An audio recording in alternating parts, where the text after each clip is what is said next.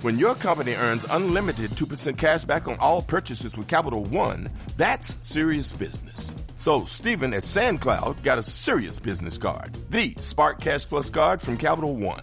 We used our 2% cash back to help build our retail presence. Savvy, Stephen. And we get big purchasing power, so our business can spend more and earn more. The Spark Cash Plus card from Capital One. What's in your wallet? Terms and conditions apply. Find out more at CapitalOne.com/SparkCashPlus. Lowe's knows you take pride in every project. So take on what's next today with a free Select Craftsman hedge trimmer or leaf blower when you buy a 20-volt push mower. That's a $119 value on reliable, high-performance Craftsman tools you trust. For the power to do it all, build, repair, restore, maintain, go with Craftsman. Available at Lowe's. We help. You save. Valid through 5/21 while supplies last. Selection varies by location.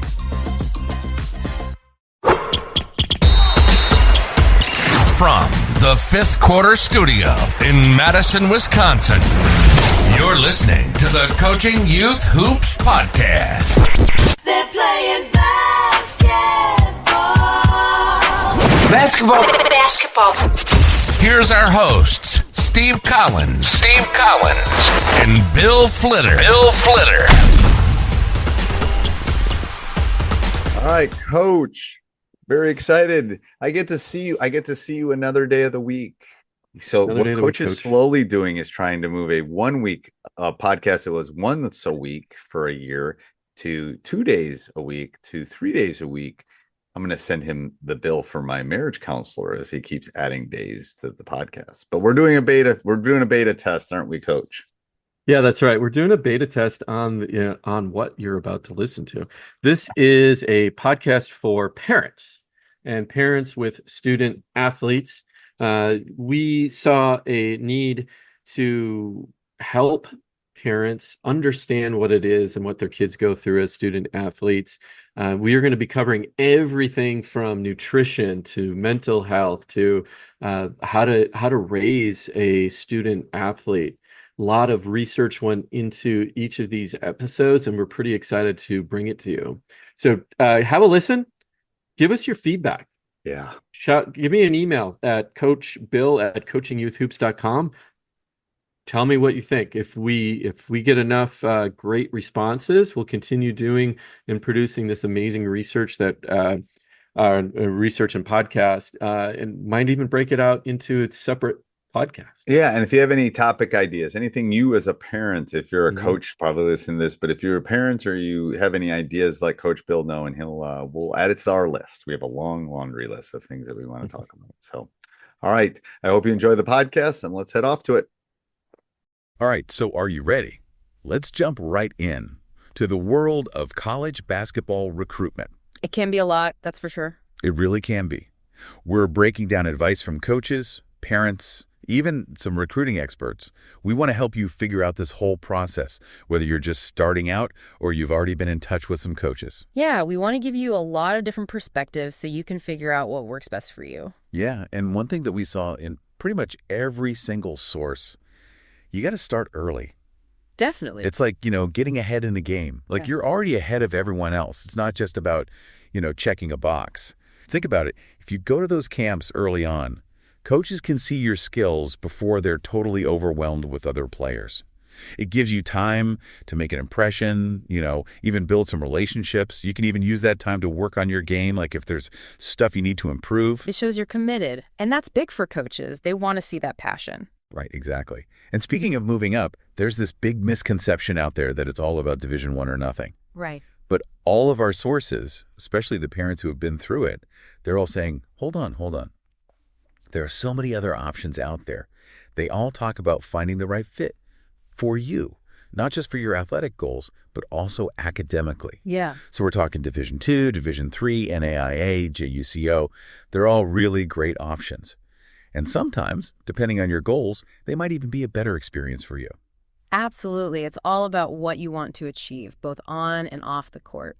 You need a program that matches that shares your values, and that gives you what you need to do well. I think one parent even said, Don't get hung up on the labels. D1, D2, D3, NAIA. It doesn't matter. If you're playing after high school, you're good. It'll be tough, competitive, no matter what level you're at. You'll be playing with other talented players. It's so true. A lot of people don't realize that you can start at an NAIA or JUCO school, and that could even be a path to playing at a higher level later on.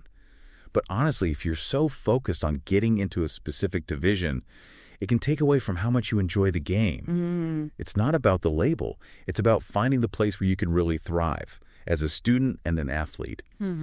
So while you're checking out all those different options, you need to work on your player profile. Think of it like your basketball resume. It's your chance to show coaches what you can do, give them a taste of what you bring to their team. Exactly. We're talking high-quality videos of your games, good action shots, those amazing highlights that make the coaches go, whoa, rewind that. For sure, yeah. One parent on Field Level, which is that platform that connects athletes with colleges, said their daughter got an offer from a JUCO school just from a highlight on her profile. Wow. So it's not even about fancy editing or anything. It's about capturing those moments that show your talent, your potential. Oh, and don't forget those recruiting letters.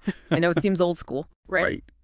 But trust me, a well-written letter can make you stand out. It shows you put in that extra effort, that you're serious. It lets your personality come through. Now, let's talk about something that often gets overshadowed by all those highlights and stats academics. Right. This is so important, we can't stress it enough. You're not just trying out for a basketball team. You're applying to be a student athlete. So your grades matter. Coaches need to know you can handle both. You've got to show them you can manage the court and the classroom. Absolutely. And, we saw some advice about this that said you should ask the coaches about their academic programs, what kind of support they offer, really get a feel for that side of things. It goes both ways, right?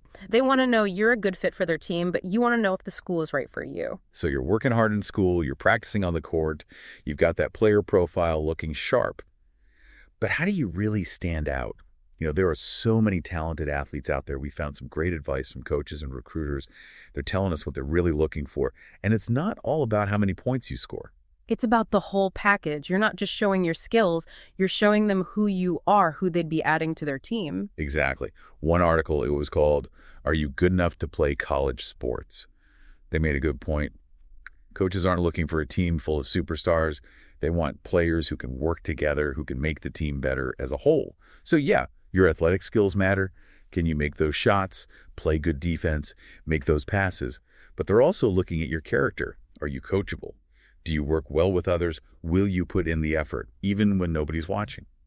That coachability thing is huge. Being open to feedback, having that work ethic, being that positive influence in the locker room. Yeah, and that reminds me, back when I was playing, we had this one guy, crazy talented, but he just couldn't handle any criticism. Like every time the coach tried to give him some advice, he would just shut down. Oh, wow. Yeah, needless to say, he wasn't on the team very long.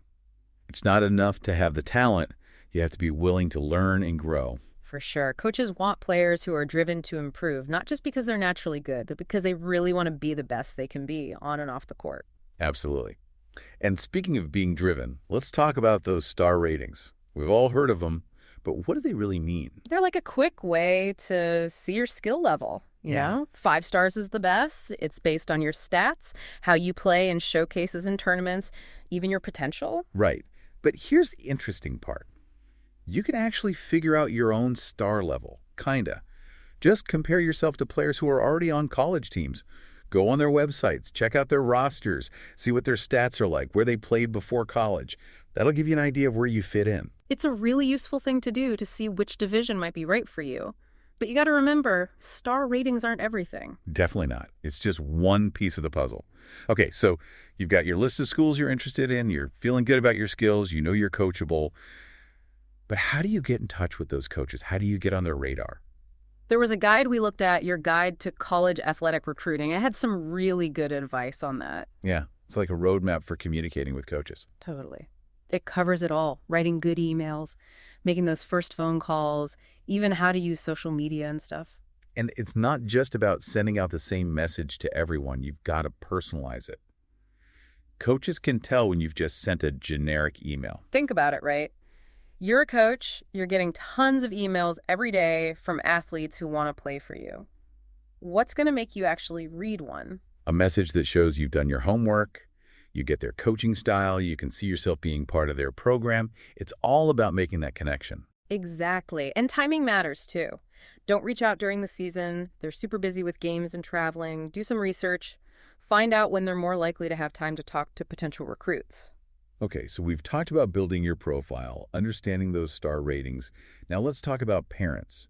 Parents play a huge role in all of this. We got a lot of great advice from parents who have been through the whole recruiting process, and they're sharing what they learned. It's like having a whole team of mentors guiding you every step of the way. And one thing we kept hearing is this. You need to find that balance between being supportive and taking over. Because let's be real, as parents, we want to be involved, help our kids through all the ups and downs. But sometimes the best thing we can do is step back, let them take the lead.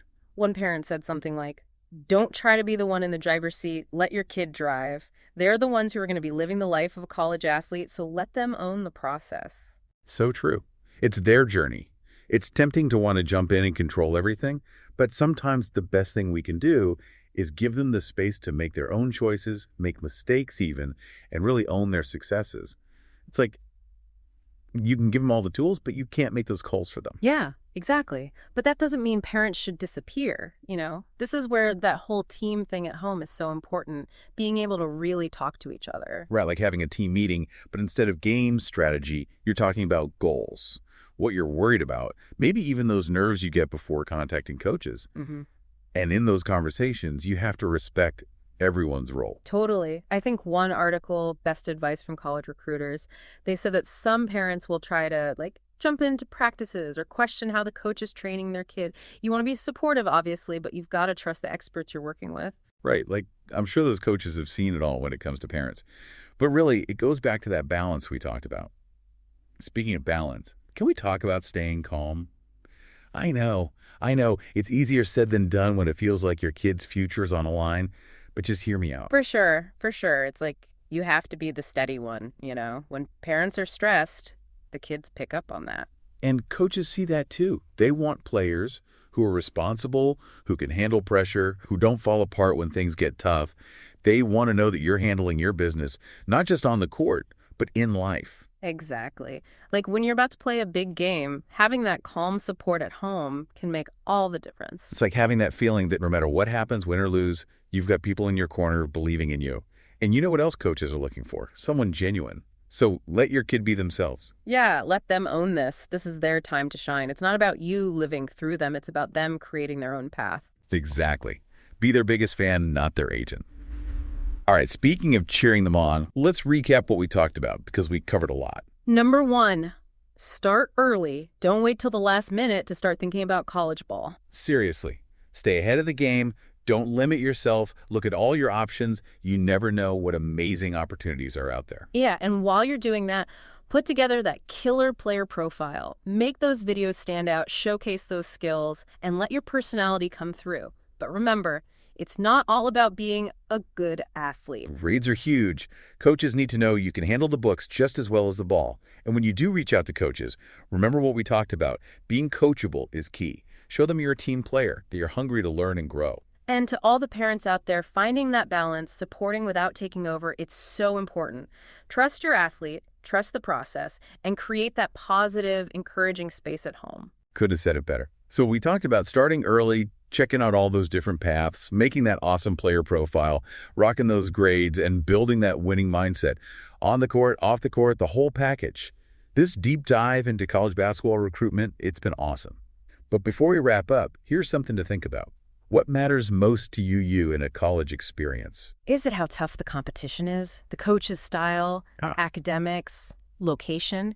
Really think about what matters most. What are your deal breakers? Then use those priorities to guide your search, help you make those tough decisions, and find that perfect program for you. It's your time. Get out there, make it happen. And remember, we're rooting for you every step of the way. Until next time.